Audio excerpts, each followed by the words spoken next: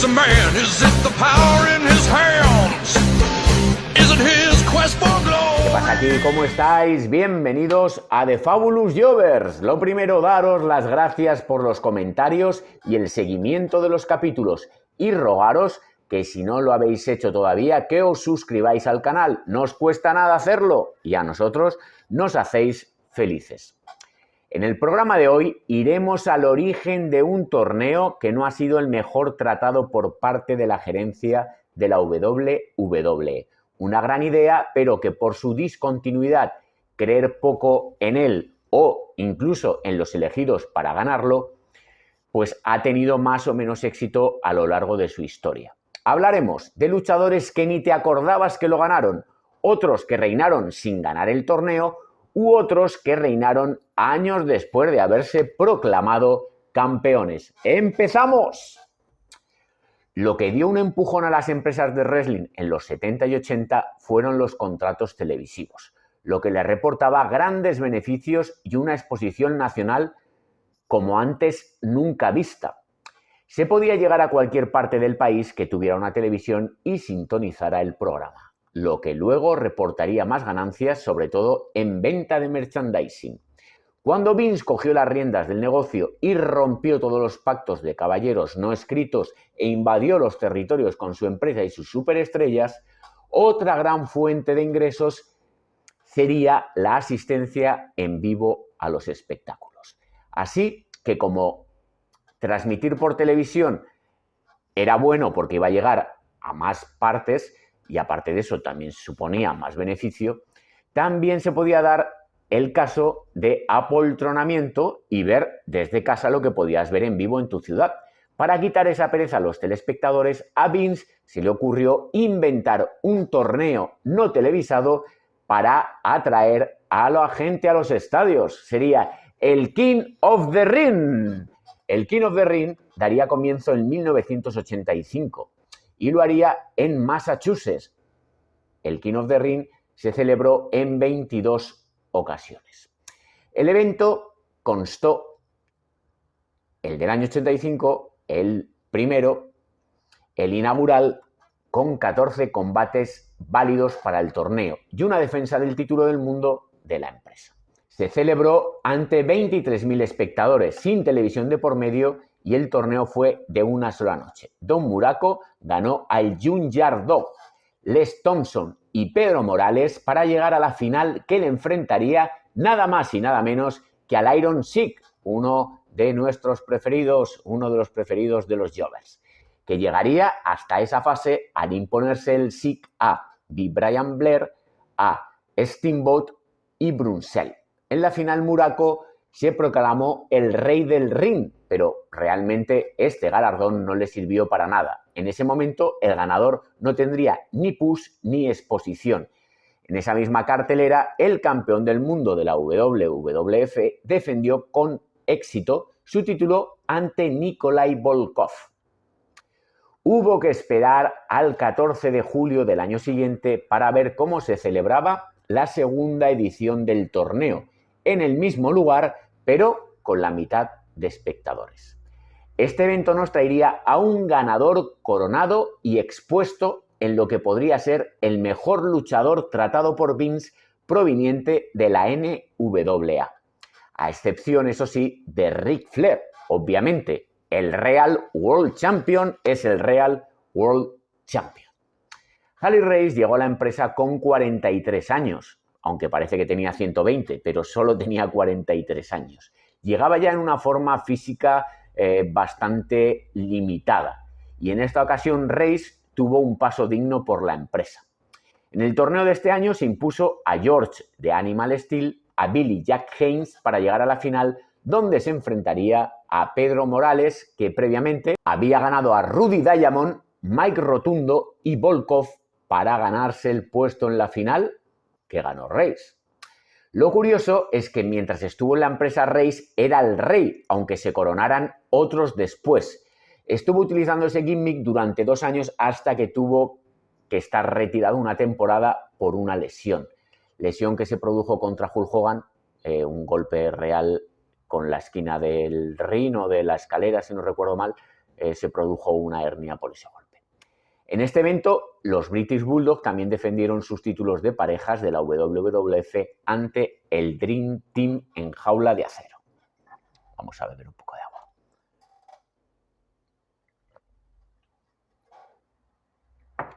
En 1987 se cambió de sede, celebrándose en Providence, en Rhode Island, lugar que vería las siguientes 3 ediciones del King of the Ring, ante 12.000 espectadores.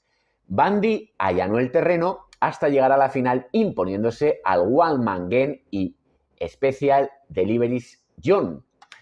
Tuvo un combate menos que su rival en la final, dado que en la semifinal no tuvo contrincante. Martel y Haku no avanzaron al firmar un empate por límite de tiempo. En estas eliminatorias los combates eran a un límite de 15 minutos. Si se sobrepasaba, los dos quedaban eliminados. Randy Savage salió victorioso de sus enfrentamientos con Volkov, Brunzell y Danny Davis y se proclamó el rey del ring de 1987 al ganar en la final a Bundy.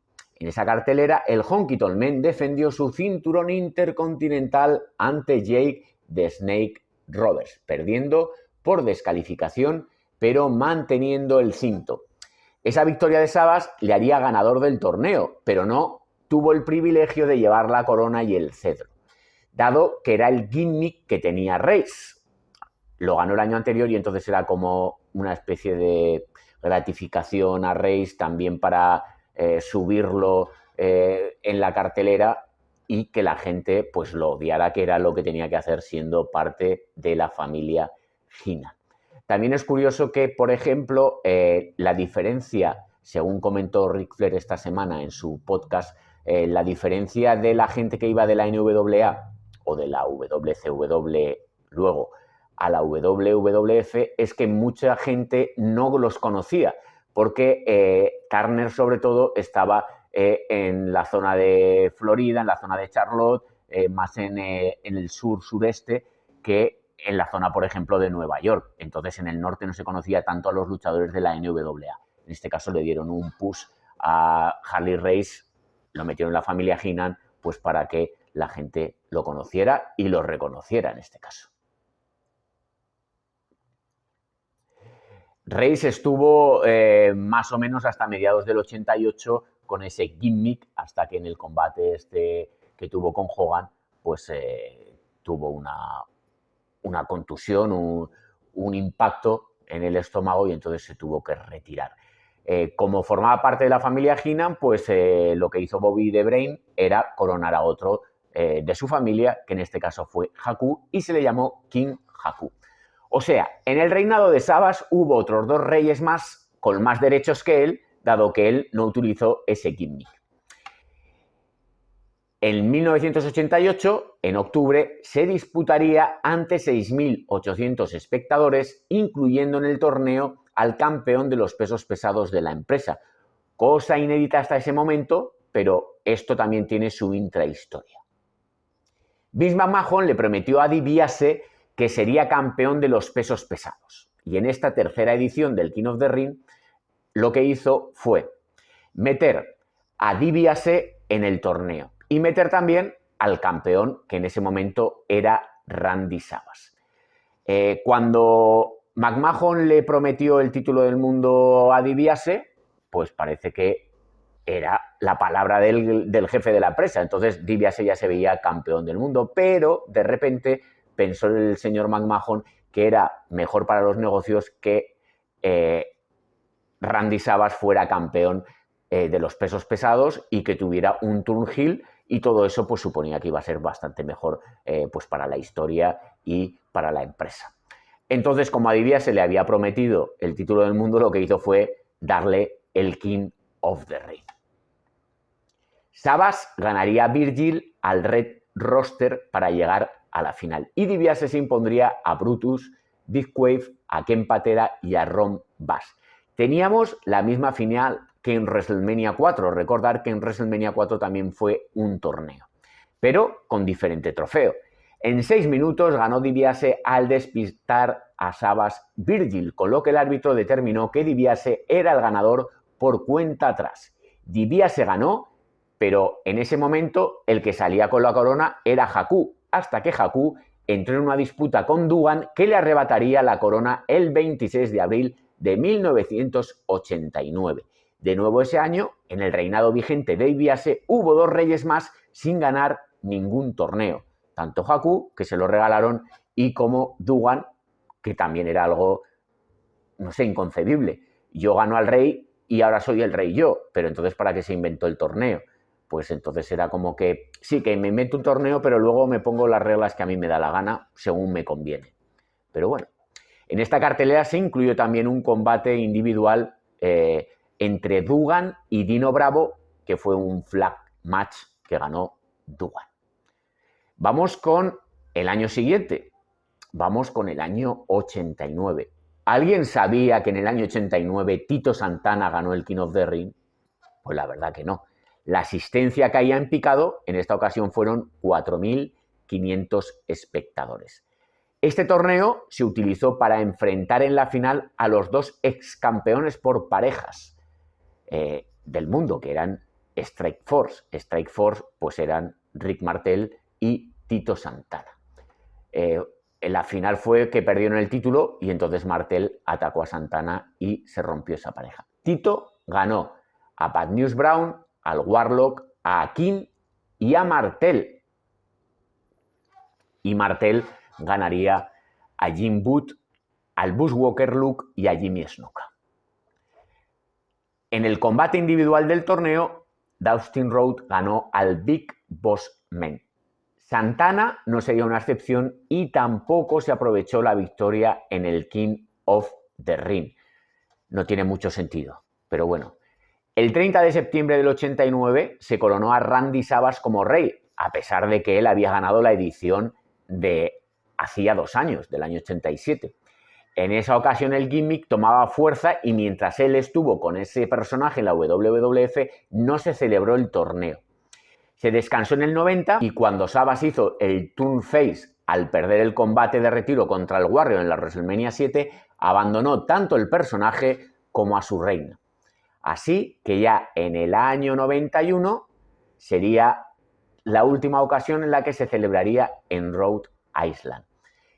Se retomaba de nuevo el torneo y la asistencia seguía descendiendo, pero una auténtica barbaridad. En esta ocasión solo había 2.400 espectadores. Se celebró en septiembre, no en junio como se iba celebrando normalmente, junio-julio, y yo creo que es que la gente sabía quién iba a ganar el torneo. Entonces prefirieron quedarse en su casa antes que ver al ganador del torneo, porque ¿para qué aburrirse y pagar una entrada? Pues me quedo en mi casa, ¿para qué voy a ver a este tío que aburre a las ovejas? Pues, ¿quién ganó? Pues ahora lo mismo lo vamos a saber. Se vio una final entre Bret the Hitman Hart y el IRS. Para ello, Hart se impuso a Pete Doherty, a Skinner, y el IRS al Berserker, a Duggan y a Jerry Sack. La final la ganó Bret Hitman Hart en 10 minutos y en el año 92 no se celebraría. Supongo también que esto es normal. Lo ganó Bret Hart en la asistencia más baja de la historia del King of the Ring. Vieron que había hundido el King of the Ring el señor Hart y decidieron descansar al año siguiente, dado el fracaso que fue el reinado de Hart. En 1993 ya se planteó el torneo de otra manera. Hasta ahora realmente no había servido para nada en lo que a impulso del ganador se refiere. El único sería Race y Savage a posteriori. Por primera vez iba a ser un pay-per-view y se integraría con el resto de pay-per-views que se celebraban anualmente. Se adelantó a junio. Los programas de televisión semanales también sirvieron para que los luchadores se fueran clasificando para el torneo. Excepto, como no, en este año, pues Bret Hart, que le fue llorando a Gorilla Monsoon y se clasificó directamente para cuartos del torneo. Se celebró ante 6.500 personas en Daytona, Ohio. Fuera del torneo hubo 3 combates, ya iba cada vez ampliándose el número de combates de este evento. Hubo primero un dark match que no tiene mayor relevancia, sino por lo que voy a contar ahora. Papa Shango era el campeón de la USWA que lo ponía en juego contra Owen Hart, retuvo sin problema, pero esto es para decir que cuando Lawler se integró en la WWF, también su empresa, la USWA, serviría de territorio de desarrollo y muchos luchadores de la WWF llegarían a Memphis y serían campeones de la empresa. Por ejemplo, Randy Savage, entre otros. Hogan puso en juego el título del mundo que le había ganado a su rival en la WrestleMania en un combate fugaz. Esta vez duró más y Hogan perdió el título por interferencia de un fotógrafo que no era nada más y nada menos que Harvey Wippleman, que deslumbró a Hulk con un fogonazo al hacerle una foto. Esto fue también un requisito puesto por Hogan. Aquí nos metemos mucho con Bret Hart, pero Hogan también, ojo. Porque él dijo que lo primero, habían pensado que el título lo iba a perder contra Bret Hart y él dijo que ni de coña, que se olvidaran, que él no iba a perder ningún título con Bret Hart. Así que lo iba a perder con Yokozuna, pero él dijo, vale, yo lo pierdo con Yokozuna, pero no lo voy a perder de forma limpia, entonces tiene que interferir a alguien y así pierdo. Y pasaron por el aro y el señor Hulk Hogan perdió el título, pero por interferencia del manager que estaba camuflado como fotógrafo en ringside. También hubo un combate de 4 contra 4 sin mayor relevancia, donde ganaron los face. La final del torneo fue entre Bret Hart y Bam Bam Bigelow, donde se impuso Bret. Tan pesado, que tuvo que volver a ganarlo porque nadie sabía que lo había ganado en el año 91. Entonces dijeron, venga, ya lo ganaste en el año 91, vamos a hacerlo en el 93 y ganas también, venga, no llores más. Y así lo hicieron. Por el camino, Hart ganó a Razor Ramón y a Mr. Perfect y Bam Bam ganó a Typhoon y a Dugan.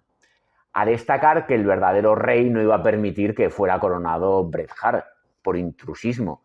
Entonces Lawler le cogió y le atacó y ese ataque, pues esa rivalidad que comenzó con ese ataque se prolongaría por unos 2 años más o menos, citando así de memoria. En 1994 se celebró en Baltimore ante 12.000 personas. Como en el torneo del año anterior, en los programas semanales hubo rondas de combates que sirvieron como clasificatorios para el torneo. Hubo un dark match irrelevante y las defensas de los títulos mundiales tanto absoluto como por parejas, y también una lucha de leyendas. En el título absoluto, Hart perdió por descalificación ante el campeón intercontinental, al interferir Jim Neidhart. En los tag, los campeones retuvieron, en este caso eran los Headshrinkers. Y en la lucha de leyendas, Piper se impuso a Jerry the King Lawler. Volviendo al torneo, la final se la disputaron Razor Ramón y Owen Hart, que Hart ganó a Ramón en poco más de 6 minutos al intervenir de nuevo Jim Neidhart. En este combate se coronó a Owen como el verdadero rey de corazones, impulsándole a su enemistad frontal contra su hermano.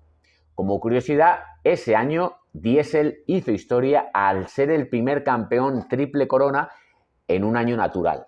O sea, había habido algún otro, pero no lo habían conseguido en el mismo año.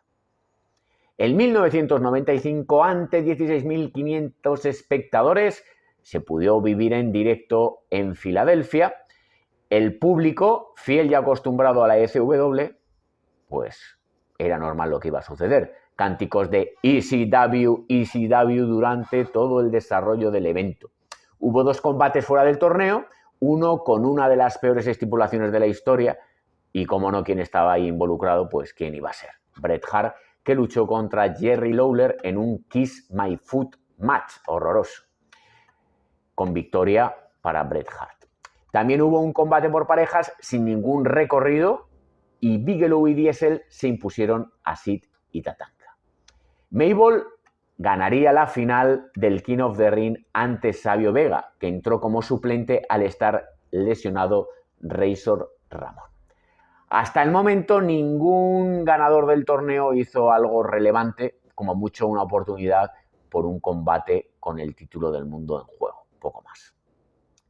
En 1996 se celebró en Wisconsin ante algo más de 8.500 asistentes. Ese año comenzaría a celebrarse una especie de cuenta atrás previa al pay-per-view que se llamó Free for All, que, como su propio nombre indica, pues no era de pago y lo podía ver cualquiera. Entonces era como un gancho para que luego compraras el pay-per-view. Lo que pasa que como gancho la verdad es que no ponían grandes combates. No sé si deberían de haber pensado que un Body Donas contra los New Rockers era un buen argumento para comprar el resto del pay-per-view. Pero bueno, hubo un dark match donde los asistentes pudieron ver a Triple H imponerse a Aldo Montoya. Ese año fue el primero en el que el torneo como tal perdió relevancia, o por lo menos sus rondas clasificatorias, dado que en el pay-per-view solo hubo 3 combates pertenecientes a las eliminatorias. Solamente fueron las semifinales y la final. Se defendieron los 3 títulos y también vimos al Warrior, por cierto, en su última aparición en un pay-per-view de la empresa. El Warrior se impuso a Jerry the King Lawler. Lo mejor de este evento, de este torneo, fue la coronación de Steve Austin como el rey del ring. Y no por esa coronación, sino por imponerse a Jake Roberts y también por dar uno de los momentos más memorables de la historia al acuñar la frase que dio origen a Austin 3:16. Ya el año siguiente, 1997, 6 años después, volvía el evento a Rhode Island, esta vez ante 13.000 espectadores. Lo relevante del pay-per-view sería la coronación de Triple H como rey del ring. Siguió su rivalidad con Mankind, que fue su rival en esta final. Y al poco tiempo llegaría su momento para fundar la D-Generation X. También, como consecuencia de la ocasión fallida por parte de Ron Simmons para ganar el título del mundo contra el Undertaker en este evento, pues ahí hubo varios problemas originados en su facción y esto dio pie a la creación de diferentes bandas tras la escisión de la Nation of Domination. Desde ese momento las bandas comenzaron a tomar el poder en la empresa.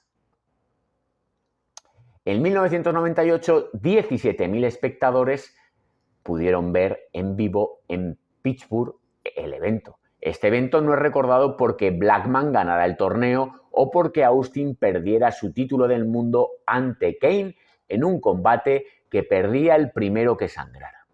Aunque lo recuperó al día siguiente, pero bueno, lo perdió. Este día sería recordado para la historia por el combate entre el Undertaker y Mankind en jaula de acero. Y lo que pasó evidentemente durante el transcurso del mismo.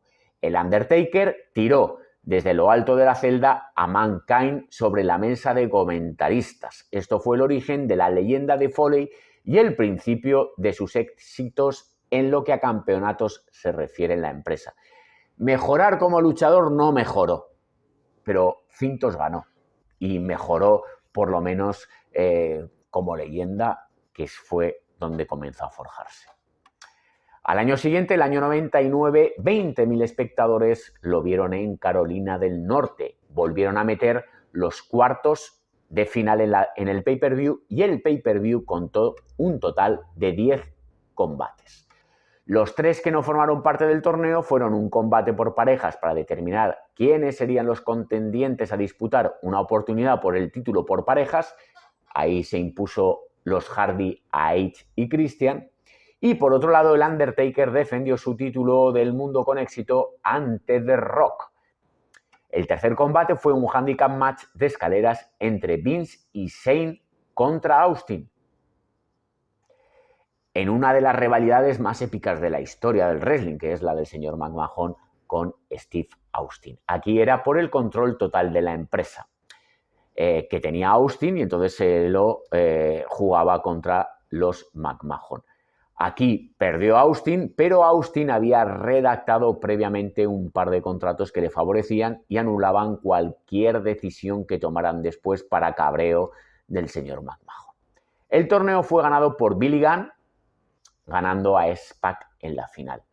Este fue calificado como uno de los peores eventos de la historia del King of the Ring, junto con el del año 95. Normalmente no es que hayan tenido grandes calificaciones estos eventos. En el año 2000 se celebró ante más de 17.500 personas en Boston.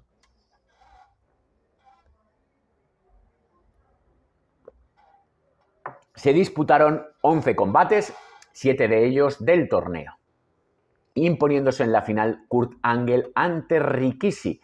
En esta ocasión sí que se apostó por Kurt Angle, teniendo ese año bastante relevancia en las historias y oportunidad por el título del mundo. Vimos 3 cambios titulares. Edge y Christian ganaron a Too Cold, los Hardy y TA para proclamarse campeones por parejas. Crash Holly cubrió a Pat Patterson por el título Hardcore y The Rock ganó el título absoluto en un combate de tríos. The Rock, Kane y el Undertaker se enfrentaban a Triple H, Vince y Shane McMahon con el título en juego que tenía Triple H. La estipulación era la siguiente: cualquiera que ganara a cualquiera de los integrantes del grupo de Triple H le suponía la pérdida del título del mundo a Triple H. Y Triple H perdió el título. En el 2001 se celebró en New Jersey, que en New Jersey se pagan menos impuestos, con la asistencia más o menos como el año anterior. De nuevo, redujeron la cantidad de combates de la esencia del evento, solo 3. Semifinales y la final. Angle cayó ante Edge en la final. Como relevante, Angle luchó en 2 ocasiones, la segunda de ellas en una Street Fight match contra Shane McMahon. Se impuso a McMahon y este combate nos dio una escena mítica de Angle haciéndole suplex tras suplex hasta que traspasó la ventana que tenía que haber traspasado Shane con el primer suplex. Los Dudley retuvieron el título por parejas ante Kane y el pequeño de los Dudley, Spike. Para concluir el evento, hubo un combate triple amenaza por el título del mundo en el que Austin retuvo contra Chris Jericho y Chris Benoit. En este combate, Benoit se rompió el cuello y estuvo más o menos un año fuera de la acción.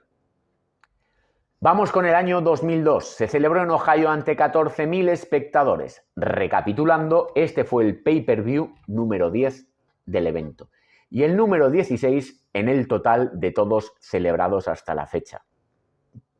Ese año 2002 ya la WWF se había convertido en WWE y fue la primera vez que hubo división de marcas. La primera ronda y los cuartos solo se enfrentaban luchadores entre sí de la misma marca.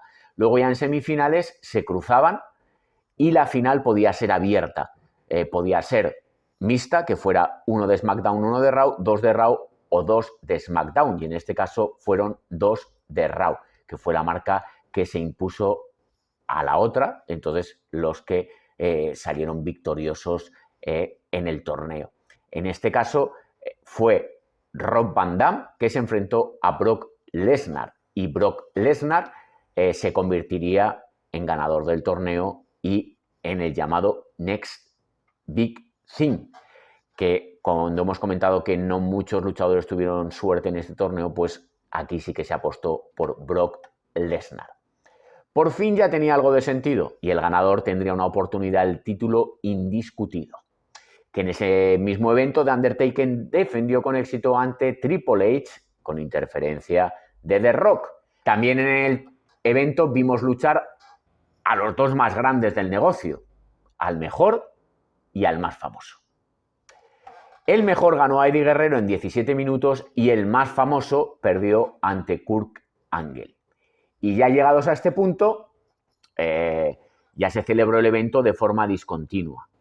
Momento que ya aprovecho pues para poner un punto y seguido al tema. Hasta aquí vamos a hablar la primera parte de lo que sería el King of the Ring pues de forma continua, aunque hemos visto que ha habido pues algún año que no se celebró, pero hasta el 2002 más o menos se iba celebrando. Solo fallaron 2. Como concepto, el King of the Ring es una buena idea. Pero yo soy partidario de hacer todas las rondas la misma noche y no poner combates que tengan más importancia que el propio torneo, porque le restan pues esa importancia que se va buscando en un torneo. Porque al final llega a no tener ni sentido y menos lo tiene cuando el ganador no es impulsado ni utilizado de forma positiva.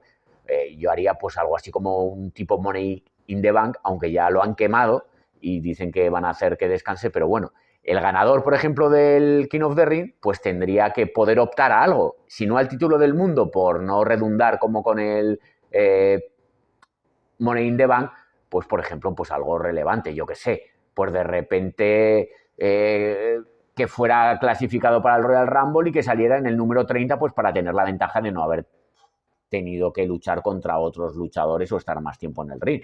Como ejemplo, yo qué sé, cualquier cosa que se os pueda ocurrir o que se les ocurra a los creativos, que para eso están.